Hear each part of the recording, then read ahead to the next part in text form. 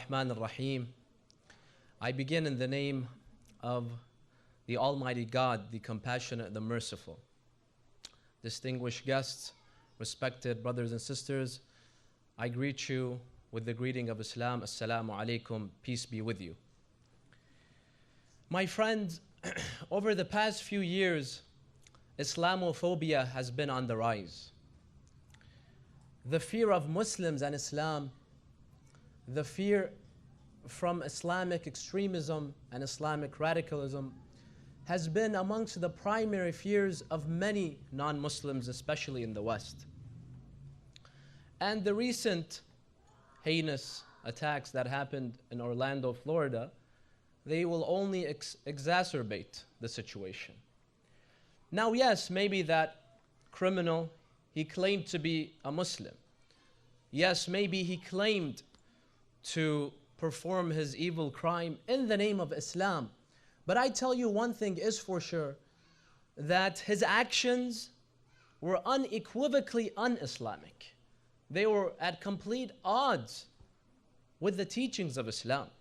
Because you see, not everyone that claims to be a good, practicing Muslim is indeed a true practicing Muslim.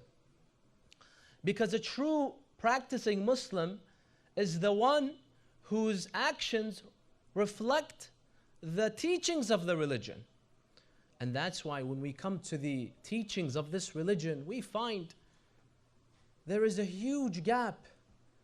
We find so much conflict between what these individuals do and between the true, genuine teachings of Islam. For example, when we come to the Holy Quran, the holy book of God in Islam, we see that in one verse, Allah subhanahu wa ta'ala, God says that whoever kills one innocent soul, one innocent human being, whoever kills one soul unjustly, then it is as if that person has killed all of humanity.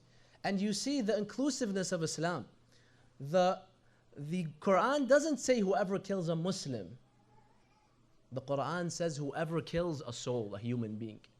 It doesn't matter what his faith is. Whoever kills one individual, it's as if he has killed all of humanity. And that's why in Islam there is nothing more sacred than a human soul. This shows that the sanctity of life in Islam is a core theological and ethical principle. And likewise, in another verse, the Quran says, the holy book says, that if you Muslims ever disagree with other individuals, if you do not agree with other people because of their faith, because of their political views, social views, whatever, the Quran clearly says that violence is never a solution. Do not try to solve your differences through violence. The Holy Quran says, use three things to solve your differences. The Holy Quran says, "Ud'u ila sabili rabbika bil hikmah." Number one, the Quran says, use wisdom. If you disagree with someone, don't try and to enforce your views upon other people because it's useless. Use wisdom with that person. Use ration, use reason and wisdom. That's number one. Number two, the Holy Quran says, bil hikmati wal maw'izati al-hasana. Use good exhortation. Be kind with other people. Have good manners with other people so you can what? So you can convince them. And finally, the Holy Quran says, وَجَادِلْهُمْ بِالَّتِي هِيَ أَحْسَنُ. And always use good ways. Any good way that you can possibly think of, this is the way that you go about in resolving your differences. And finally, a famous saying from our Prophet that all Muslims narrate is that one day he defined what a true Muslim is. You see, everyone claims to be a Muslim. You know, you just basically, you have to have a long beard and sometimes a short dress, and that's it. You're automatically a Muslim, and automatically that, you know, qualifies you to be a spokesperson for Islam. The Holy Prophet says, wait a minute.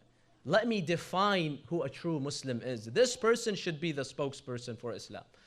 And this is a hadith, a tradition that all Muslims narrate. He said in that tradition, Al-Muslim man salim al-nas min yadihi wa lisanih.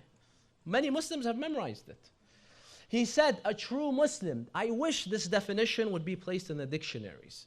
And I wish, all non-Muslims would hear about this. Don't automatically assume this is a practicing true Muslim. No, listen to what the Prophet said. He's the leader of our faith. He's the one that has the authority to define who a true Muslim is. So he says, the definition of a Muslim is the one who the people in the society do not have fear from him. He is the one who people do not fear being abused physically or verbally by him. So basically, a Muslim is a peaceful person. He's a person that you should feel safe being around. And how ironic is it today that the most feared individuals in the world today are Muslims? Are they truly Muslims? The Prophet says that a Muslim is a person where you feel safe being around. And once again, he doesn't say Muslims feel safe being around them. He says all individuals. Whether you're a Muslim, a Christian, a Jew, a Hindu, or whether you're an atheist or agnostic or you have no religion at all. A Muslim is a person that you feel safe around. So based on these collective teachings of Islam, we obviously see that the actions of these terrorists, they are at odds with Islam. And these people do not represent the religion of Islam. I read an article a few months ago in one of the US newspapers. It said that 30% of Americans, they believe that ISIS does indeed represent Islam. This is the true, genuine Islam in its purest form. This is what the study mentioned. 30% of Americans, by the way, who most probably are supporters of Trump. That says enough about them. Now, what I have to say to those individuals and to whoever, any individual that shares this belief too, that ISIS is the true Islam, we're afraid to say it. I have to say two things to these individuals. The first point is that once you study the lives of these individuals that join ISIS, that support ISIS, that fight for ISIS, you will find that number one, they are completely uneducated about Islam. Absolutely no education about Islam. Number two, they are absolutely not practicing Islam. And number three, you'll find usually they were outcasts in their society. So they couldn't fit in the society. They had hatred in their hearts. And some of them, they had, mental problems. And what these individuals do is that they use the religion of Islam as a cover-up to justify their evil actions. It's as simple as that. You want to commit a crime? You don't want to be blamed for it? You want to be looked as a hero for doing that crime? Blame it on Islam. Say, I did this because of Islam. This has become the trend today. And when I say this, I don't just say this out of belief or because I am a Muslim. I'll bring you the proof. I'll mention 4 stories for you to prove what I'm saying. Number one, maybe a year ago, I read an article on the internet in one of the British newspapers. It said that the British authorities, they arrested 2 young Muslim men. They were trying to leave the UK and they're trying to go to Syria to join ISIS. So they arrested them. They had some information that they were going. They arrested them and they did some investigations. And what they found out is that these individuals, they had bought 2 books from Amazon before going. Now you would think these people that are fighting for ISIS are scholars. They've studied Islam. They know what they're doing. Yes? Do you know what 2 books they bought from Amazon? The Holy Quran for Dummies and Islam for Dummies. I'm serious. You see what types of dummies are representing Islam? They have no clue what Islam is. They are not educated about Islam. They're a bunch of thugs. They are, like I said, outcasts. They can't fit in the society. They probably want to commit suicide. They're told, come, Syria, Iraq, here. You'll have free women as slaves for you. You could be an emir. You could be a governor. Every person will get a small town to lead. And you could what? You'll have guns and you can kill. And if you die, you'll go to heaven. You know, it's such a pleasing, offer. Why would such a person refuse it? So these people are completely uneducated about their religion. That's number one. The other incident is, if you remember in November, the Paris terrorist attacks. 1 week after the Paris attacks, as the French police were raiding one of the suburbs of Paris, because they had suspected some of the linked terrorists were there was a female, a suicide bomber that blew herself up by the name of Hasna Ayat Bul Hassan. You could Google her.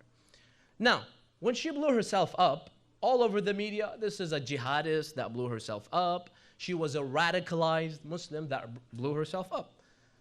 And then they did some interviews with some of her family members and friends. And the information that was revealed, her own brother said, look, I never saw her open the Holy Quran, the book of Islam. I never ever saw her carry it once in her life. Completely uneducated. And even her neighbor said that.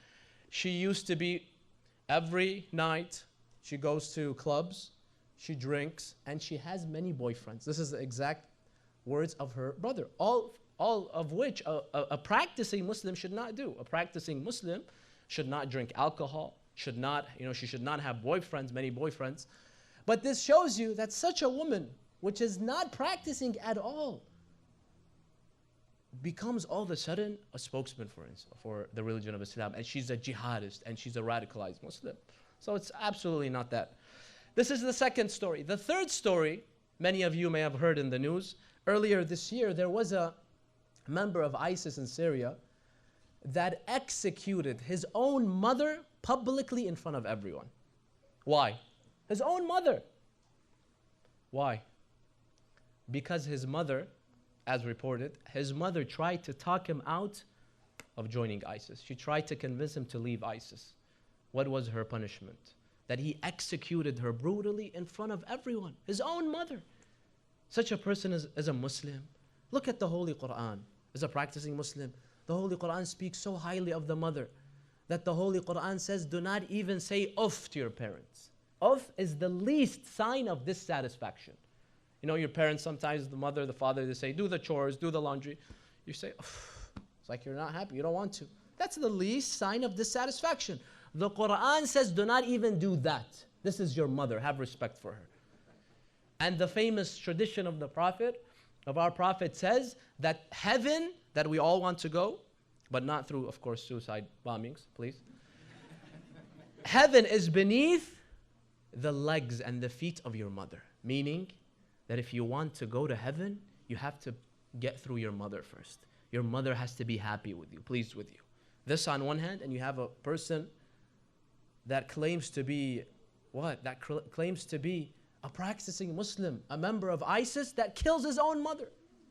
And finally, number 4, the past incident that happened last week in Florida. Now, initially, all over the news, especially, some of the biased news, I always give the example in the US of Fox News, the most biased, channel and anti-Muslim channel in probably the world. Right away, this is what? This was an act of extremism, a radical Muslim. He was motivated by his faith, and because, this is how they put it, because Islam is against homosexuals, he went and he killed those individuals. This was the initial accusation. But as, I don't know if you've been following the news, but as they investigated, they realized that this individual himself was a homosexual.